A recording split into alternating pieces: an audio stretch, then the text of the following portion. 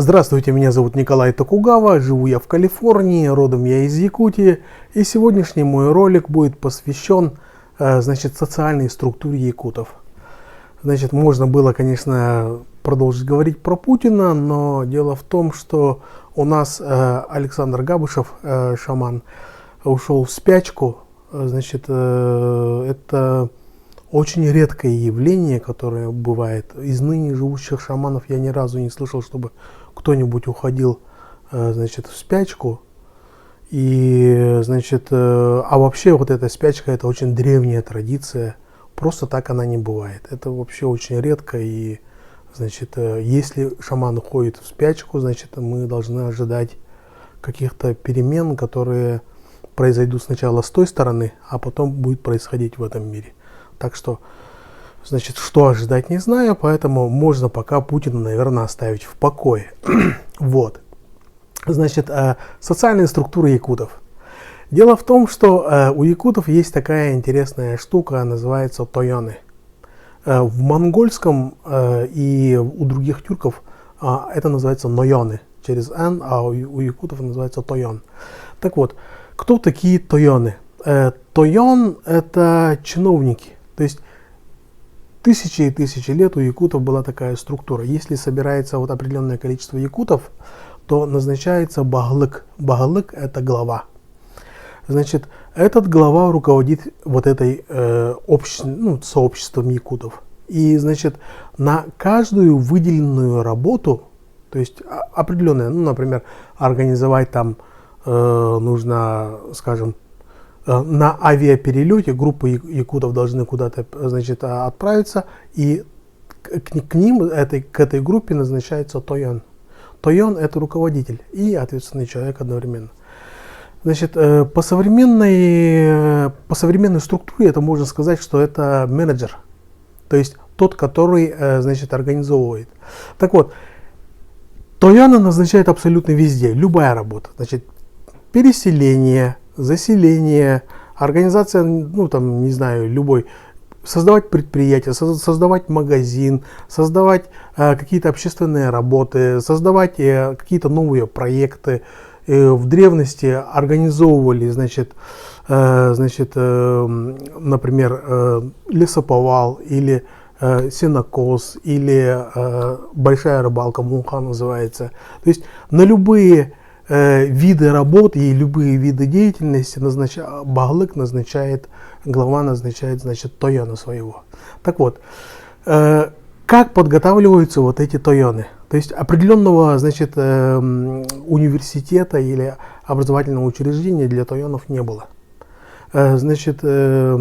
Тойонов подготавливали сами тойоны. То есть отец тойон таскает своего сына, чтобы он в свое время стал тоже тойоном, то есть начальником или менеджером, как говорится. Одинаковое выражение, то есть менеджер на английском и начальник на русском, они одинаковое значение имеют. Так вот, и, тут какая интересная штука. Вот этого мальчика, студента, называют тойоногото. Это означает, сын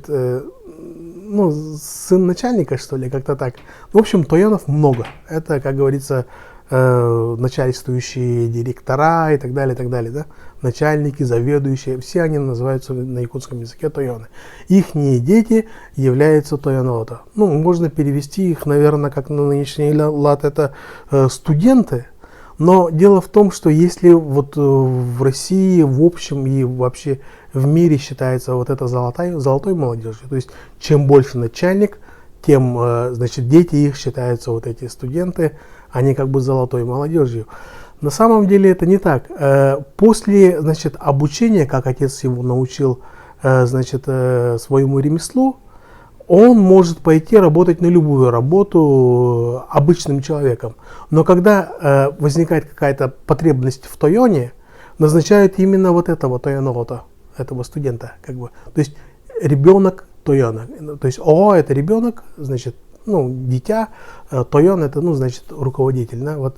Так вот, этот мальчик, тойоногото, он, когда его берут на работу, то есть назначают на определенный вид деятельности, он не может подвести своего отца, деда, прадеда, прапрадеда, потому что это наследственное значит, наследственная должность. Если он опозорится, то он не сможет, его ребенка уже никто не примет, потому что он сам не вышел как Тойон, и, значит, подготовить следующего своего сына, значит, Тойоном тоже это получается невозможно.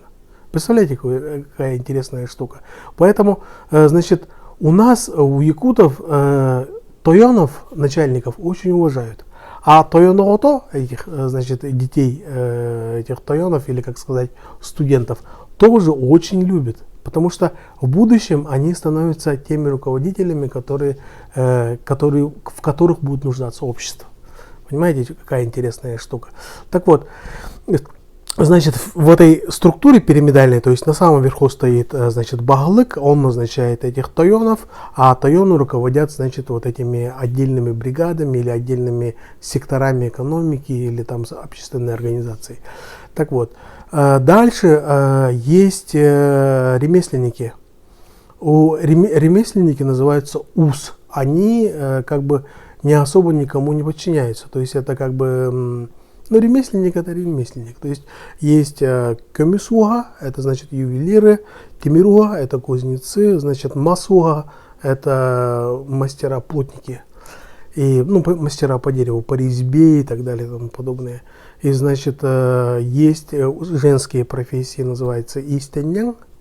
Значит, это те, которые вышивают и так далее, и так далее. Вот таких видов в каждой деятельности может возникать сколько угодно.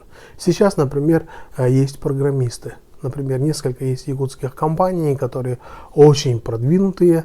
И, значит, они являются тойонами. То есть, как бы, ну, их называют в своем ремесле тойонами, но на самом деле можно было бы их сказать, что программисты это все-таки УС. Мастера программирования. То есть его дети тоже будут программистами, и это будет наследственная структура. То есть у якутов, если в будущем нужно будет обеспечить какое-то программное обеспечение, они будут, значит, обращаться к этим УС-мастерам, которые занимаются, значит, программированием, программным обеспечением или тому подобное. Значит, есть геологи, например, инженеры-геологи, они называются, опять же, будут называться, я так думаю, тоже УС, потому что это мастер своего дела, это специфическая, значит, профессия. В отличие от Тойонов, Тойон, он просто руководитель. То есть на любую должность, на любой сектор его можно... Вот, например, геологоразведочное предприятие, скажем, да, вот отрасль, туда можно назначить этого самого Тойона. Он будет руководителем. Но он сам не разбирается в этом, он просто организовывает это. То есть, что нужно этим, там внутри будут вот эти УС. УС это, короче, мастера своего дела. Вот. И он будет заниматься тем, что он будет организовывать их деятельность, что им необходимо, снабжение и так далее, там, выделение фондов и так далее, или нахождение вот этих, значит, покупателей и так далее, и так далее. Понимаете? То есть структура довольно простая, то есть и очень удобная, наточенная столетиями, можно так сказать. Есть еще в структуре, значит, общественной организации, социальной организации якутов такое понятие, как атыгыт, это купцы. С древнейших времен они были путешественниками, и они были теми, с которыми ходили, значит, путешественники в дальние края. То есть, кто такой путешественник? Путешественник это называется аянга турунар, но это может быть любой человек, и который может поехать вместе с купцами, значит, в далекие страны. В данном случае, например, очень часто ездили в Китай. Значит, до прихода русских у нас была линия Аян-Сола, это сразу в Маньчжурию, и через Охотское море ходили в Японию. То есть со встречи с японскими кораблями, и там была активная такая торговля. Так вот, значит, к 17 году это прекратилось, потому что пошли массовые репрессии насчет того, что говорили, что японские шпионы, что ли, такая шпиономания в Якутии была, и все атыгыттар, значит, все купцы были, ну, весь класс был ликвидирован, в принципе. И, значит, ну, это коснулось и тойонов, и багалыков, и многих ремесленников. Ювелирные изделия исчезли, то есть мастера-ювелиры, они в одно время исчезли, а потом появились заново. То есть народ, в принципе, не забыл вот эту штуку.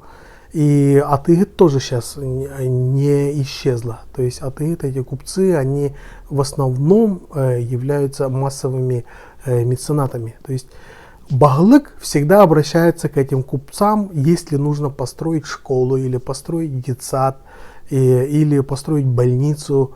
Значит, он обращается к этим атеид. Они должны спонсировать. То есть они как бы выплачивают определенный налог на общественные действия, но в основном их задача это меценатство. То есть если обществу нужно построить что-то, они должны, потому что основная финансовая структура находится у них, то есть у этих купцов. В истории эти купцы были, вот, например, они начали в Якутии, значит, золотодобычу. Просто русские не могли найти, где это территориально находится, а якуты, они боялись, потому что казакам тех времен, в 1600-х годах, когда они пришли, они же все-таки шли, как сказать, не за открытиями на самом деле, это были ясачные походы. И когда они увидели, что у каждой якутки по 5 килограммов золотых изделий, они с ума начали сходить. Пошли грабежи. То есть, имеется в виду, они начали у женщин отнимать это золото. Ну, по 5 килограммов золота, представьте себе, там они озолачивались. И эти слухи расходились по всей Сибири, оттуда они прибывали все новые и новые, и они думали, что вот у якутов где-то запрятано огромное количество золота, его нужно найти. А якуты начали бояться, потому что, не дай бог, там узнают еще, где это находится, и вообще кошмар будет. То есть отбиваться от людей ведомых алчностью, это же кошмар какой-то. Вот. И, значит, а в конечном итоге вот эти купцы, они проложили дорогу на алданские месторождения золота. То есть город Алдан основание и так далее. То есть там добыча золота там началась, а потом перешло на Колыму, ну, по всей Якутии, в принципе. Кроме мест, то есть там выделялись места, где людей, как правило, чтобы было меньше. Потому что золото на людей очень плохо влияло. То есть у якутов было так. То есть сейчас любовь якутов к серебру начинается именно к этому. То есть имеется в виду насчет золота. Вот, значит, купцы занимались вот таким вот делом. Дальше было такое, сейчас вот тоже заново возрождается, это дорожные строители у якутов. Если бы, как сказать, мне как-нибудь, ну, могу в принципе описать, как строились дороги. Дело в том, что вот у нас в Якутии очень много вот таких маленьких деревьев. То есть они вырастают примерно 10 сантиметров в диаметре, и его бывает очень много. Так вот, и оно вырастает быстрее, чем другие деревья. Ну, то есть, имеется в виду, вот огромное дерево срубать, это же совсем неловко для строительства дороги. Они как делали? Выбирали место, где должна быть эта самая дорога, и, значит, по окраине срубали деревья и клали вот, сваливали его на одном и том же месте. То есть, по всей длине идут и вот сваливают деревья, а потом лопатами закрывают его вот на 10-20 сантиметров, значит, земли поверх этого, значит, этих деревьев. Возникала какая штука? Это вот эти сваленные деревья работали как теплоизоляция. То есть имеется в виду, тепло сверху не проникало вниз, и мерзлота выходила на самый уровень земли, то есть на саму поверхность. То есть 10-20 сантиметров земли, вот буквально вот столько, и оттуда начинается мерзлота. То есть проходная способность дороги становится, там, извините, даже нынешняя техника, 30-тонники, 40-тонники могут легко проехать. То есть ничего страшного из этого не происходит. Так вот, в древние времена вот эти аянсолдары делались именно таким. Аянсола это, как сказать, транссибирские тракты, которые вот из Якутии до Китая это идет. То есть там, где вот до Амура приблизительно, насколько вот я знаю так. И дорога, она использовалась в основном зимой. То есть летом ее не использовали. Да, в принципе, летом все работали, и летом добираться довольно-таки сложно, поэтому все это делалось зимой. И всю вот эту структуру, дорожное строительство, дорожная организация, вот эти ярмарки тоже, когда и где будут происходить, потому что купцы, они один раз в год ездили и устраивали ярмарки. Вот, то есть определенных магазинов такого не было. Все якуты сходились в том месте, где проходила ярмарка. И, ну, вообще это азиатская структура под названием ярмарка. В России, в Нижнем Новгороде тоже происходило огроменные, там, даже по европейским меркам в Нижнем Новгороде ярмарки были огромными. А в Восточной Сибири, или, как сказать, Юго-Восточной Азии, Северо-Восточной Азии, ну, то есть Восточная Сибирь, это считается Северо-Восточная Азия, там проводились вот эти ярмарки тоже по азиатскому типу. То есть приходят караваны, и начинается вот эта ярмарка, потом и вот так идет. И все это организация тойонов. То есть баглыки главы назначают тойонов, которые организуют вот эти ярмарки. Вот такая вот интересная штука. И я думаю, что, конечно, в России, если бы было бы так же, чтобы чиновники были наследственными, и в случае, если, значит, чиновник зашкварился, то есть закрался, имеется в виду, у него там началась коррупция, то его сын автоматически никогда не станет чиновником. Вот если бы была такая штука, то вполне возможно, может быть, и как-то можно было бы повлиять на коррупцию в России, может быть. Но в Якутии сейчас вот коррупции, можно сказать, ну, не слишком ярко выраженная, как по всей России. Есть, кажется, коррупция, вполне возможно, то есть имеется в виду, есть люди, которые действительно чиновники, имеющие, скажем так, их имущество, их доходы никак не отвечают их зарплате. Есть такая штука, но дело в том, что они его искусно скрывают. Вот. И так что, как сказать, можно ли доказать? В принципе, наверное, можно, если поискать, но слава богу, что они пока не наглеют. Вот, в принципе, и все, что я хотел рассказать. Подписывайтесь на мой канал, ставьте лайки. Я думаю, что вам понравилось. И, значит, вот такая вот организация социальной структуры якутов. Спасибо.